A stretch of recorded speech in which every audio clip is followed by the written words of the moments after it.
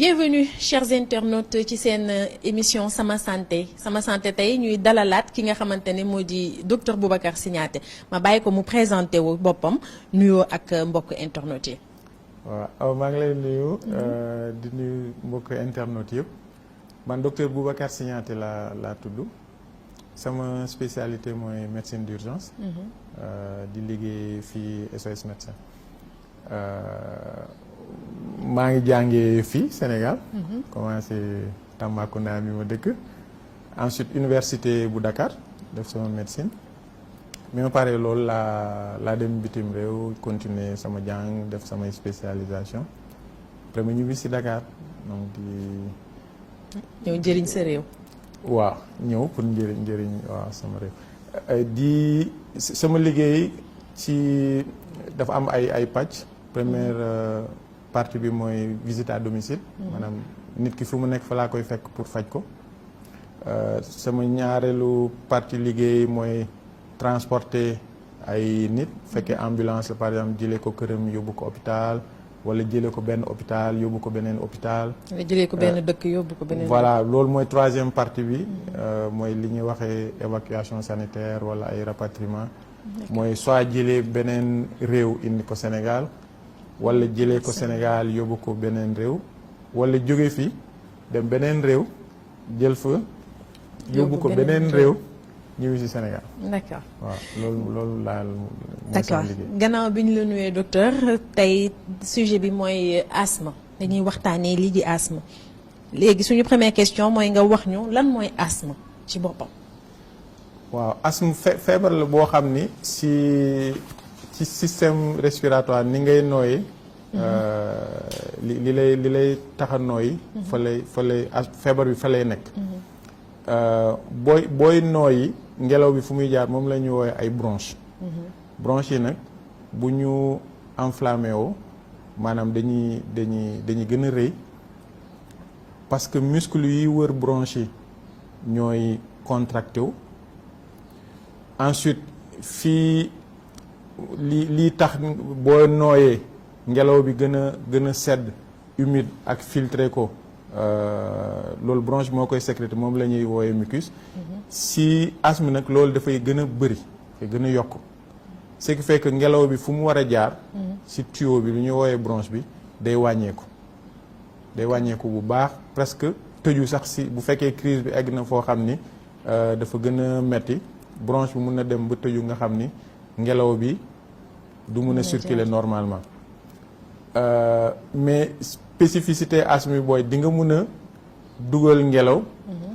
mais da ngay am jafe-jafe pour génne ko. ce qui fait que ngelaw bi boo dugalee maanaam par exemple benn litre. du litre bi yëpp ay génn. wala temps bi muy def pour génn day jël temps bu bëri. te liy dugg moo war a génn. liy dugg moo war a génn. ensuite bronche yi comme day tëju bu ngelaw bi di génn day def bruit maanaam day siffler. loolu mooy asthme bi moo tax booy nooyi dugal ngelaw bi day gaaw du def bruit génn ngelaw bi day yéex jëfe di def bruit. waaw loolu mooy booy expliquer asthme ci gàttal daal loolu. d'accord dafa am ay différentes formes d'asthme wala. waaw am na différentes formes bon boo wooyee forme nag mun na nekk li déclencher crise bi wala façon forme crise yi.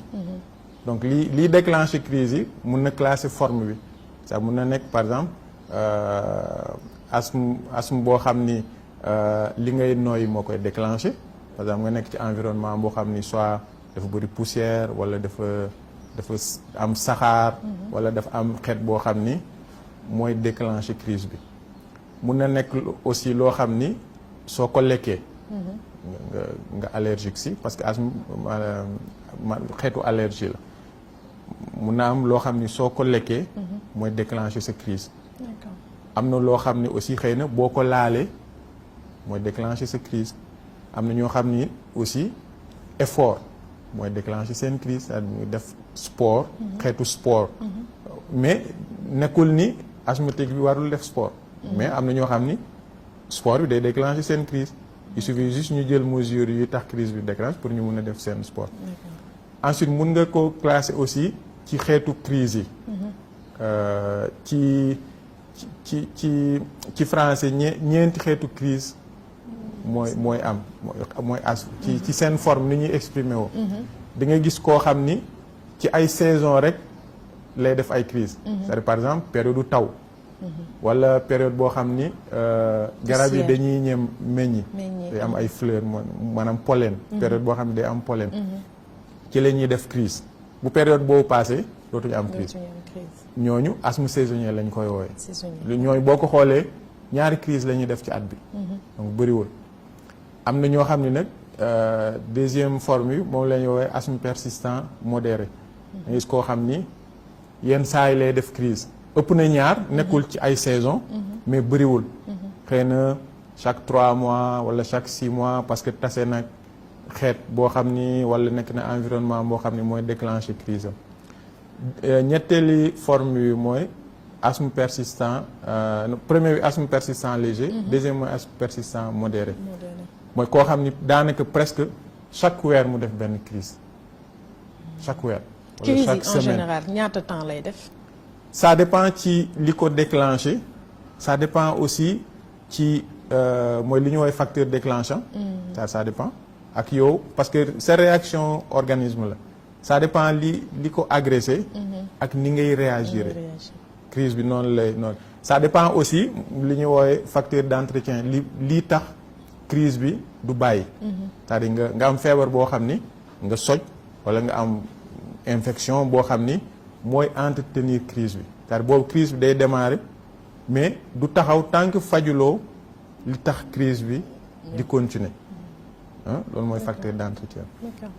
Ensuite quatrième forme asthme bi la ñuy woowe asthme à dyspnée continue mooy koo xam ni daanaka moom il est tout le temps en crise taat faj bi day nekk loo xam ni dañuy éviter crise bi jéggi dayo ba lor ko mais moom munoo compter ni par exemple day def crise chaque semaine moom daanaka crise bi du taxaw bu toogee sa wet sax nga xam ni kii dafa amee asthme parce que nu muy nooyeel waaw. am na beneen forme boo xam ni nag moom la ñuy woowee asthme aigu grave loolu mun na tegu ci 4 formes yu ma la cité yëpp. sax mun nga am asthme saisonnier xëy rek def crise boo xam ni daanaka sa bakkan mun na si des moom la ñuy woowee asthme aigu grave mun nga façon forme boo munte am. mun nga loolu mun na la dal. mun na dal asthmatique bu nekk quelle que soit forme bi mu am ak quelle que soit. ni crise am di déclencher. d'accord asthme moom lan moo koy joxe wala judduwaale la. li ci ëpp judduwaale la boo xoolee da nga gis ay famille yoo xam ni day am ay asthmatique. yaay ji papa ji wala doom yi wala sœur yi. voilà judduwaale la asthme héréditaire moo ëpp ci asthmatique yi. am na forme boo xam ni nag du judduwaale mais environnement bi ngay nekk. mooy tax sa bronche yi dañuy tàmm réagir ci environnement bi ba nga xam ni daanaka dañuy continuer comporter wu comme bu fekkee da nga am asthme. par exemple ñuy liggéey ci yenn usines chimiques yi wala te duñu protéger wu correctement et tout ñooñu mun nañ am forme asthme. ensuite am na beneen forme boo xam ni munoo ko wooyee asthme mais day comporter wu comme asthme. si ñuy tux. voilà loolu mun na nekk beneen forme mais lu ci ëpp ay forme héréditaire la. parce que da nga gis ay xale yoo xam ni tuxuñu 2 ans la ñu am wala 5 ans wala 10 ans am asthme parce que dañ ko judduwaale parce que seen yaay dafa am asthme wala seen papa dafa am asthme. wala seen i frère seen i mag et cetera. mais par exemple maam mën na am asthme yaay amul papa amul sët bi am ko.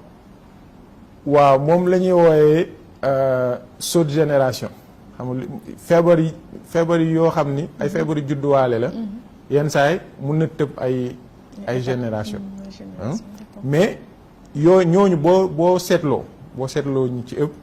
dañuy am li ñuy wooyee ay équivalent wu asthme. du ñu asthme mais dañuy am ay équivalent yenn ci équivalent yu ëpp fii. mooy rhinite allergique mooy ñoo xam dañ lay wax man damay soj tout le temps. sama bakkan day fàtt foo leen gis ñuy. voilà loolu équivalent di nga gis ñoo xam ni problème mu der la ñuy am loolu lay mooy eczéma seen yaram yi day li ci ëpp ci loxo yi lay nekk nii wala si tànk yi ñoo boobu équivalent la kooku boo ko laajee boo gisee ku mel noonu nga laaj ko est-ce que am na ay asthmatique seen famille da lay wax waaw sama rakk am na asthme wala sama papa am na asthme wala sama maam am na asthme di nga am na beneen xeet aussi boo xam ne équivalent d'asthme la mooy lemboconjonctivite allergique lemboconjonctivite allergique tropicale mooy ñoo xam ne da ngay gis seen bët yi day ñuul foo leen gis ñuy toxoñ seen bët yi yenn saa yi mu am mel ni comme crise ñuy xasan bu baax yenn saa yi mu dal yenn saa yi mu ñëwaat li ci ëpp ci ay xale la mun nañ màgg mu bàyyi ou bien mun nañ màgg mu continuer donc yooyu ay forme ay équivalent ñooñu boo leen xoolee dañuy am ay allergie voilà. yan symptômes la ñu mën a gis ci nit ne kii dafa asthme. mooy koo xam ni suy nooyi buy dugal ngelaw bi day gaaw buy génnee ngelaw bi day yéex day siffler mu ànd ak sëqët boo xam ni sëqët su woow lañ koy wooye dara du génn du am lor ou bien buy sëqët lor wi génn du bëri day collé day mel ni xamoon nuñ koy wooye nag ci olof mel ni tapioca crachat mooy crachat boo xam ni day day mel ni lu orange crachat bi du bëri day mel ni lu orange lu ci ëpp si guddi la koy gën di dal ou bien mu am ay li ma waxoon sànq ay facteurs déclenchants par exemple kenn tux si wetam ou bien mu dugg ci néeg boo xam ne néeg bi dañ ko tëjoon ay fan wala ay semaine mu xaw a guus mu dugg si mu commencé am jafe-jafe pour nooyi voilà léegi nag bu ko médecin bi gisee moment boobu bu ko defalee loo xam ne day ubbi bronche yi crise bi bàyyi voilà loolu boo gisee rek presque mun na la wóor ni kii dafa am asthme même ci bébé yi même xale yi waaw ci xale yi nag dafa am particularité bu ndaw parce que xale yi avant ñuy ne xale bi dafa am asthme parce que am na yeneen feebar yoo xam ne dañu nuroog ak asthme ci xale généralement bronchiolite lañ koy woowee ci France xaw ma nag nuñ koy woowee ci olof léegi dañuy considérer ni moment boobu ba mu am 5 ans mun nañ ko bañ a considérer comme asthmatique parce que après 5 ans ba 7 ans mun na bàyyi te du ñëwaat mais mun na continuer parce que bu nekkoon asthme le moment boobu day continuer même su màggee day continuer même buñ ko traité parce que moment boobu crise yi la ñuy traité buñ gisee ni buñ traité crise bi day bàyyi te du ñëwaat ba année boo xoolee dafa am boobu aussi dafa am ay période am période bu nekkee par exemple dëkk yoo xam ni saison yi dafa clair par exemple boo nekkee Europe généralement période hiver bi mooy période sedd bi décembre ci ngay gis xale yi urgence yi dañuy fees dell ak xale yu mel noonu mais doo leen gisaat ba saison bi dellu siwaat fii saison yi c'est pas très clair comme ça mais di nga ko gis quand même donc yooyu munoo ba 5 ans 7 ans parfois doo leen considérer comme asthmatique donte ni nga leen di fajee da nga leen di faj ni ñuy fajee asthme nga leen di faj après nga xaar xool bu fekkee egg nañ ci âge boobu mu bàyyi ça veut dire que munoo leen considérer comme asthmatique mais faj bi presque benn la mën nga ñëwaat tuuti rek ci facteur à risque yi waaw facteur de risque yi facteur de risque yi aussi mun nga leen classer tuuti classement bi mun na nekk ci déjà li ñu woowee antécédents yi mooy par exemple famille bi c'est-à-dire nga gis xale boo xam ni papam wala yaayam wala ay sœuram dañu am asthme kooku bu amul asthme bu amee ay équivalent da nga ko war a conseiller wala nga conseiller parents yi mu éviter lépp loo xam ni par exemple saxaar la bu mu tux bu mu nekk ci environnement boo xam ni day bëri poussière wala day bëri saxaar wala day bëri ay tuxkat wala day éviter par exemple ay moquettes yoo xam ne day jël poussière, éviter yenn pouf yi yenn qualité pouf yi wala nounours yu ñu leen di jox voilà yooyu mooy facteur yoo xam ne mun nga ko contrôler. Ensuite mun nga aussi facteur risque yoo xam ni ci moom li ma lay wax facteur déclenchant yi par exemple kii bu nekkee asthmatique la il faut pas que muy bàyyi ay soj yuy traîner soj bi bu commencé rek il faut que mu faj ko léegi parce que voilà bu jógee ci bakkan bi ci baat bi lay dem après wàcc ci bronche yi donc yooyu aussi mooy facteur yoo xam ni boo nekkee asthmatique walla nga nekk koo xam ni ci ay antécédents asthme la ci famille bi yooyu mooy facteur de risque yoo xam ni mun nga ko contrôler yeneen facteur de risque yi moom bu fekkee judduwaale la loolu voilà loolu mënoo ko contrôler voilà yeneen facteur de risque aussi mooy éviter crise yi di évoluer waaw c'est-à-dire boo amee sa traitement nga suivre traitement bi normalement voilà parce que parfois mun nga gis koo xam ni moment bi nga koy gis mi ngi ci asthme bu gën a sévère bu suivre traitement yi mu wàcc ci stade boo xam ni peut-être day wàññi crise yi wala espacé ko ba nga xam ni du ko indil benn jafe-jafe ci dundam. D'accord damay gis tamit damay faral di gis par exemple ñu yor bébé yi comme ni nga ko waxee sànq mën nañ am bronchiolite ñu ne leen da ngeen di éviter ngay boo yeewoo na nga aéré éviter yenn saxaar yi yenn cuuraay te jigéen dafa bëgg cuuraay parce que ci nawet bi léegi dañuy guus dañu naan dañuy cuuraay te mais du ñu tenir compte ci bébé bi que xalaat ni loolu dina ko lor yan conseil ngay jox ñooñu.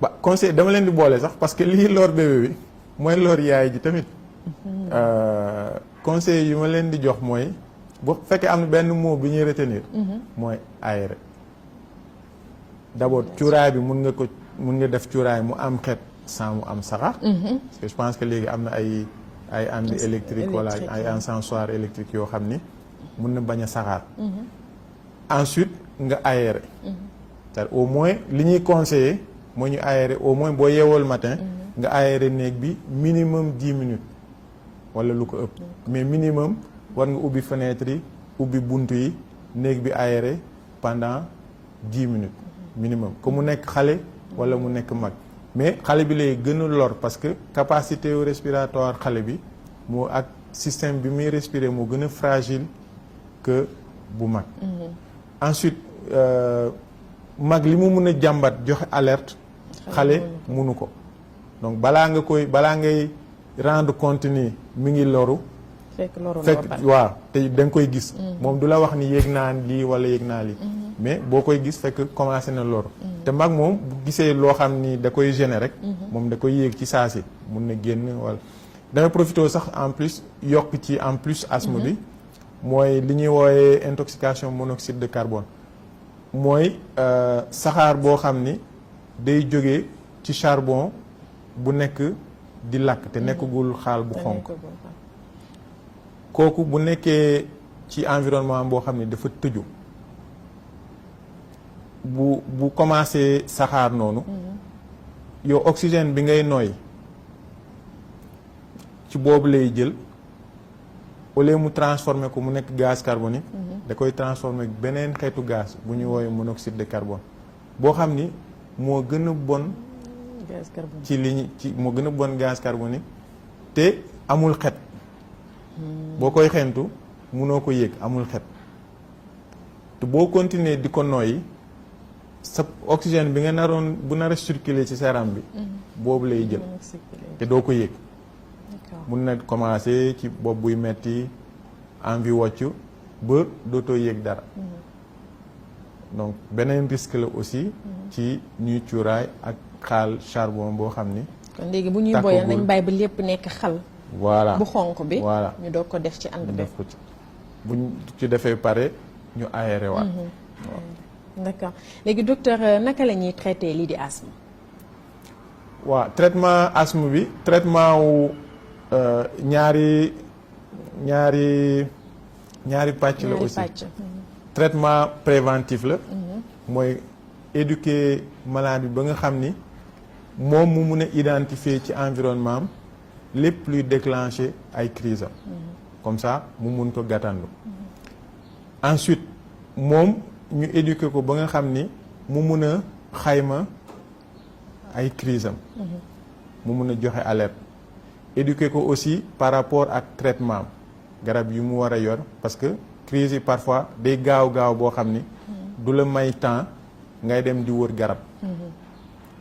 foofu aussi damay insister tuuti ci pompe bi. pompe bi am na ñu bari ñu naan baaxul walla dafay aggraver crise bi. crise d'asthme bu fekkee am garab bi ci gën a gaaw.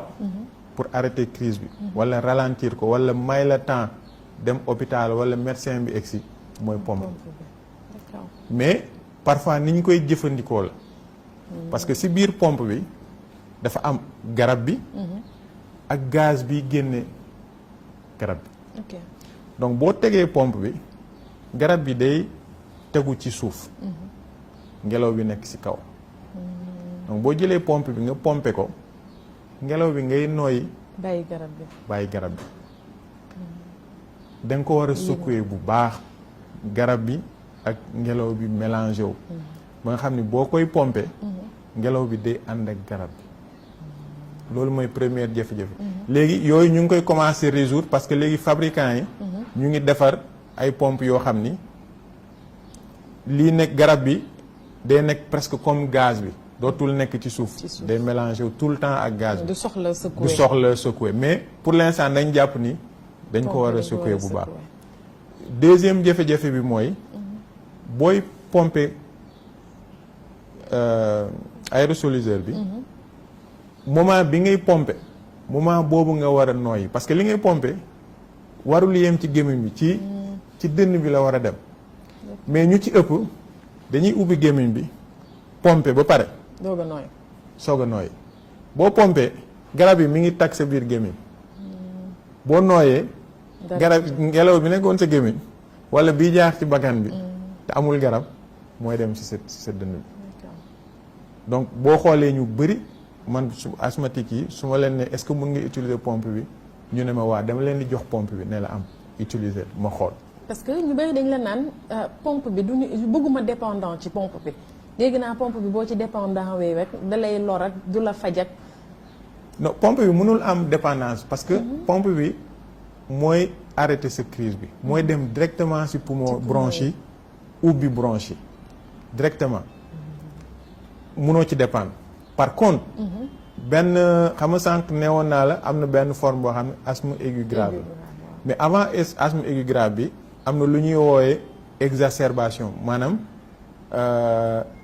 crise yi day gën a yokku walla di gën a aggravé wu dama lay jox exemple koo xam ni da doon def benn crise chaque 6 mois mu jékki-jékki muy def crise chaque 4 mois puis muy def benn crise chaque mois puis muy def benn crise chaque semaine kooku la ñuy woowe exacerbation kooku fu muy mujjee mooy forme bu grave léegi nag ci xayma pour évaluer ni kooku mi ngi dem ci forme bi grave mooy utilisation pompe bi te noonu lañ koy xayma c'est-à-dire dañ koy laaj ñaata yoon la doon utiliser pompe bi su la ne pompe yi daal presque chaque mois laa ko doon utiliser waaye léegi mun naa ko utiliser 10 fois ci journée bi c'est pas que pompe bi baaxul wala dafa am dépendance wala pompe bi efficaceul c'est que feebaram moo nekk di évoluer D'accord. donc ça veut dire que soit pompe bi kese la yore pompe bi doyatul il faut que ñu yokk ci yeneen garab ou bien nu mu koy jëlee ak durée bu mu koy doon jël moo doyul donc loo kooku li ñu koy préconiser mooy mu def traitement de fond c'est-à-dire ñu def ko traitement pendant 6 mois wala pendant 1 an li ci gën a néew pendant entre 3 mois ba 6 mois ba ñu maîtriser feebar bi mu dellu si waat ak pompam donc du pompe bi mooy poser problème. D'accord. waaw. D'accord léegi docteur Signaté bu fekkee am na leneen loo ci bëgg a yokk te laajuma la ko. waaw c'est mooy conseil bi may joxe mooy asthme daanaka asthme du wér. voilà man docteur la soo nekkee asthmatique nga ñëw ma ne la dama lay faj nga wér damay wax lu ma neex. amul benn asthme bu ñuy faj mu wér bu fekkee asthme héréditaire la mais mun na crise yi mun na soit s'orienter parce que yaa ngi jël ay garab mun na s'orienter parce que lii déclencher sa crise yi sori nga ko éviter nga ko donc crise yi day espacé wu intensité crise yi mun na wàññeeku parce que aussi yaa ngi jël garab yi ou bien yaa ngi éviter li déclencher sa crise yi ensuite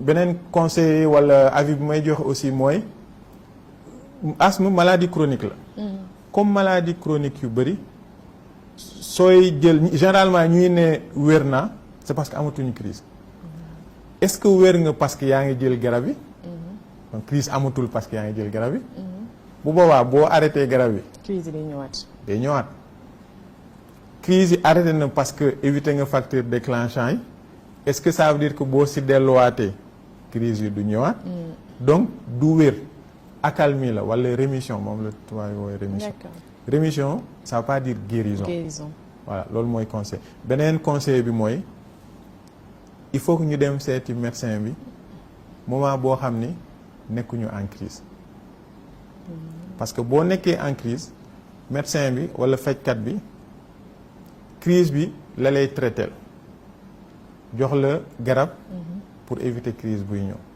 mais boo nekkul ci crise fajkat bi wala médecin bi il a le temps waxtaan 30 minutes yu mu doon jël pour consulter la bind ordonnance wax la nii ak nii ak nii ngay def temps boobu lay jël yow nga poser ko question yëpp yoo xam ni comprendre ko moom mu expliquer la gën la sensibiliser moom aussi ci lay am jot poser la ay questions ci sa famille ci sa environnement ci sa dëkkuwaay fi ngay liggéeyee parce que nit loolu aussi c'est très important nit ñi dañ koy fàtte man temps bi may def fi may liggéey daanaka duma ko def sama kër donc soo may poser ay questions ci sama dundin te jëloo en compte fi may liggéeyee xam nga du sotti te ñu bëri dañ koy fàtte bu ñuy demee seet médecin yi bu ñu la ne ban environnement ngeen da ngay ne non man sama kër nii la mel sama néeg nii la mel mais soo xëyee 7h30 yaa ngi sa bureau ak ay collègues ak ay ci beneen environnement ba 19h 20h 21h parce que xam nga foofu mooy sa dëkkuwaay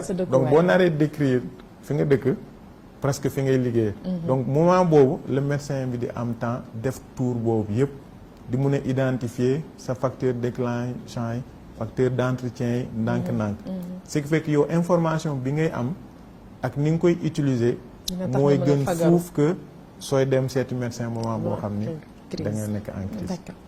Kon docteur Signaté rédaction IGFM mi ngi lay jaajëfal. waaw jërëjëf. di la jox dig daje. surtout jox ñu occasion ñu expliquer gën a sensibiliser. pour que nit ñi gën a comprendre. parce que loo comprendre rek.